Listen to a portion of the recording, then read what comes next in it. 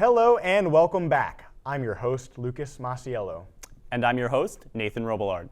We've got some big news for you this week. 2 whales washed ashore in South County last week, student senate elections are live, and a URI scientist was named among the top 2% worldwide. All that and more on this week's Good 5 Cent Cigar newscast. First up, 2 whales washed ashore in South County late last week, with one being stranded in Potter's Pond in South Kingstown before being euthanized Thursday, and another washing up dead on Moonstone Beach near Matunic last Friday.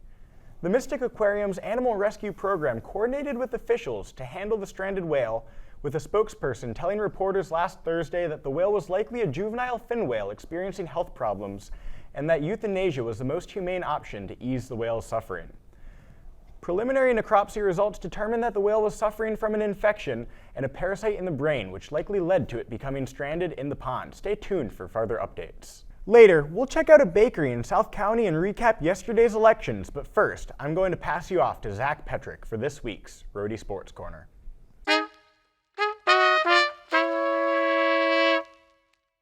Welcome back to your Roadie Sports Corner. I'm Zachary Petrick. The men's basketball team took on St. Louis over the weekend, falling in a back-and-forth high-scoring battle.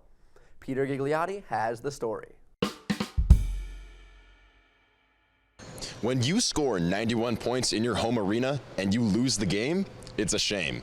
Those were the words of URI men's basketball head coach Archie Miller after his squad lost to the St. Louis University Billikens 94-91 here at the Ryan Center, which would extend their losing streak to 6 games. There were plenty of factors as to why the Rams struggled, none more prevalent than the team's defense, an area that Miller recognizes needs to be drastically improved before the upcoming Atlantic 10 tournament. Inability to guard possession by possession as the game continues to unfold and go, not being able to get a stop, a rebound, whatever it may be, not foul, whatever it may be, we just don't have that smarts, experience, whatever it may be able to deal with that. And 91 points at home and lose. Despite the team's defensive struggles, URI's offensive performance was one of their best all season, highlighted by 2 fourth years, guard Louis Courtwright and forward David Green, who scored 20 and 21 points respectively. Courtwright accounted for 8 rebounds and 8 assists as well. The team's frustration still lingers though. 12 team turnovers directly resulted in 27 Billiken points. Elements such as this are ones that Miller is hoping his guys can figure out in the final regular season game of the year, at home on Wednesday against George Mason. Realistically, I think we had 4 turnovers in the first half. We had 8 in the second. I know that every single time that we turned it over led to something down the other end. They got into a nice little run there. Our offense wasn't the problem. Unfortunately, we have to be perfect, right now, offensively for our group, or it leads to no scores. I give our guys credit, though. I really thought that in the second half, heading into the last 6 minutes, 5 minutes, 4 minutes, we gave ourselves, and guys are ready to play, both games. And you know what? We're going to do the same thing on Wednesday night. We're going to get ready to play. From inside the Ryan Center, I'm Peter Gigliotti with the Roadie Sports Corner. Thanks, Peter. Now let's take a look at some of our scores around campus. Women's basketball took down Dayton in their regular season finale on Saturday. Men's basketball fell to St. Louis before taking on George Mason on Wednesday. Fresh off their 4th straight Atlantic 10 title, the men's track and field team won the New England and IC4A championships over Saturday and Sunday. It became the first time in program history that the team won all 3 championships in a single season.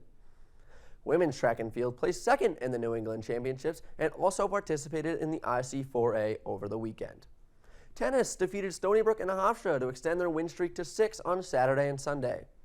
And finally, baseball lost 2 out of 3 to Washington State over the weekend. That's all we have for this week's edition of the Roadie Sports Corner. For live updates across all URI athletics, be sure to follow us on social media at Cigar Sport. Thanks, Zach. Here's what you need to know going around campus this week. On Thursday at 5 p.m., the URI Graduate Writing Center is hosting a workshop titled Easy Strategies for Conquering the Cover Letter, with the goal of giving students the tools necessary to securing a job interview. On Thursday from 6 to 9:30 p.m., 193 Coffee House is hosting the URI Music Electronic Association Rave. From 3:30 to 5 p.m. on Friday, FBI Chief Explosive Scientist Kirk Yeager is coming to the Center for Chemical and Forensic Sciences to discuss his work investigating bombings, as URI's annual Forensic Science Seminar is celebrating its 25th year.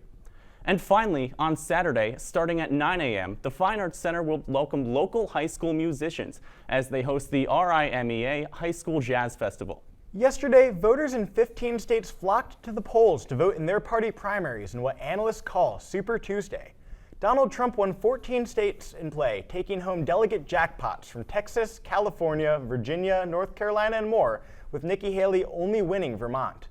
The results were the last nail in Haley's coffin, with her only staying in the race after losing her home state of South Carolina last month because many of her larger donors and PACs committed to staying with the campaign through the Super Tuesday extravaganza. She also lost by much higher margins than expected in states such as Maine, Virginia, and Massachusetts. Haley announced Wednesday that she will suspend her campaign as Trump gave a speech Tuesday night after the polls closed, where he turned his focus to Joe Biden and the general election. Joe Biden won all 13 Democratic primaries with no serious contender running against him in the party. Stay tuned here at the Good 5 Cent Cigar to keep up to date with your election news. Up next, Kat Sheridan takes us to South County Bread for this week's Ocean State Eats. For this week's Ocean State Eats, I'm here at South County Bread Company on Wakefield Main Street.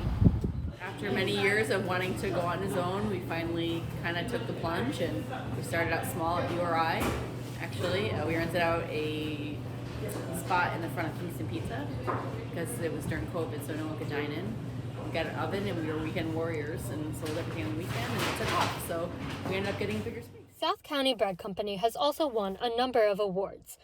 Best Bread by Food and Wine Magazine Rhode Island, featured for leading ladies of Rhode Island in So Rhodey magazine, Best Bakery in Southern Rhode Island for the past 2 years by Rhode Island Monthly, as well as the Chamber Choice Awards. I would say baguettes. I love making baguettes because it's a longer process. It's as traditional gets in bread, which everything. When I went, I got their famous morning bun as well as a new item, their pistachio croissants, both of which I would recommend. With the 5 Cent Cigar, I'm Kat Sheridan. That's all we have for you today. Thanks for tuning in. Make sure to follow us here and on YouTube at Roadie Cigar and pick up our print paper anywhere on campus to keep up to date with all your Roadie news. I'm your host, Lucas Masiello. And I'm your host, Nathan Robillard. Have a great spring break, Roadie.